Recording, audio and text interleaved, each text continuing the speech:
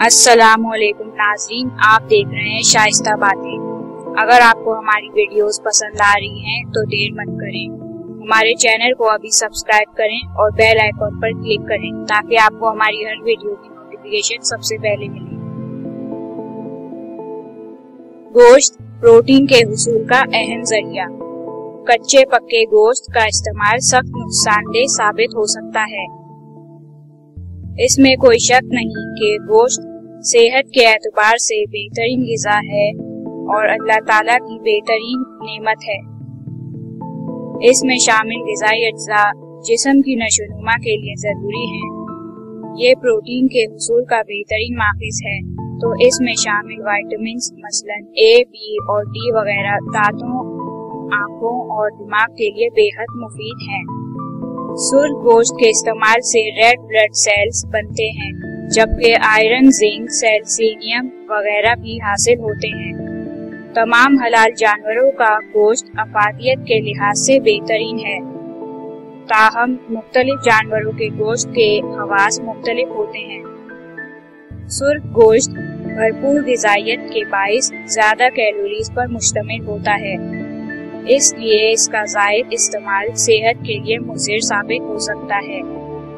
जो अफराद मुस्तकिल गोश्त इस्तेमाल करते हैं उनमें बुलंद फिशार खून, कोलेस्ट्रॉल में इजाफे, घटिया दिल और गुर्दों के अवारिस लाहक होने के इम्कानात बढ़ जाते हैं, जबकि बाद मसाइल फौरी भी लाहक हो सकते हैं, मसलन बदहज़मी और पेट का दर्द वगैरह। इसके अलावा सुर्ख गोश्त का कसरत से इस्तेमाल खून की शरियानों को सख्त कर देता है, जिसके नतीजे में फालिज का हमला हो सकता है या दिल का दौरा भी पड़ सकता है। मुख्तलिफ तहकीकात के बाद इस बात की भी तस्दीक की जा चुकी है कि कच्चा पक्का गोश्त खाया जाए या गोश्त का इस्तेमाल कसरत से हो, दोनों सूरतें कैंसर का सबब बन सकती हैं। फिर गोश्त में चूंकि आयरन जायद मिकदार में पाया जाता है, तो आयरन की ज़्यादती भी मुख्तलिफ दिमागी अमराज खुसूसन अल्जाइमर का खतरा बढ़ा देती है।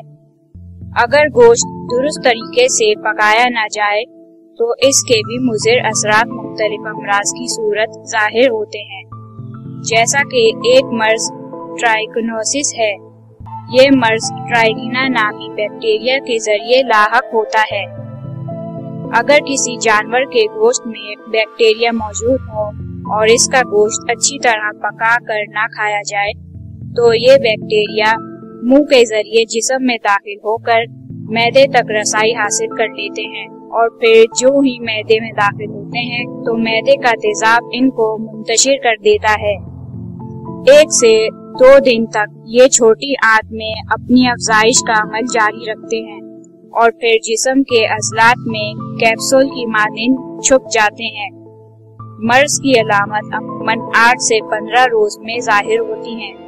इब्तिदा में सर चकराता है और मामूली नौयत का बुखार हो जाता है। बाज़ औक़ात उल्टी और मतली की भी अलामत जाहिर होती हैं।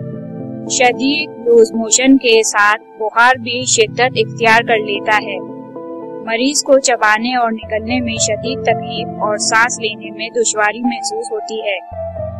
अगर लूज मोशन पर काबू पाया जाए तो शदीद कब्ज हो जाती है, लेकिन ये मर्ज एक से दूसरे को नहीं लगता।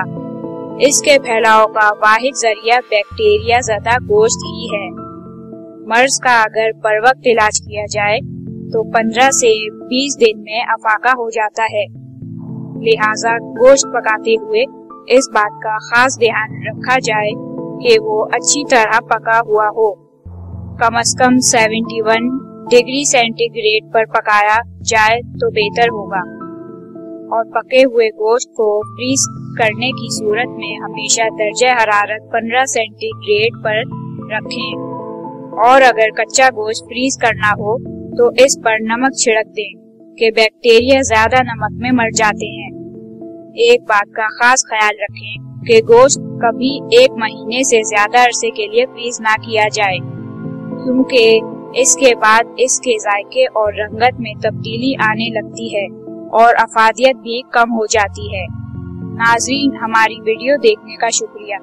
अगर आपको हमारी वीडियो पसंद आई तो लाइक जरूर करें और आप हमें कमेंट में भी बता सकते हैं कि हम किस चीज पर वीडियो बनाएं। शुक्रिया।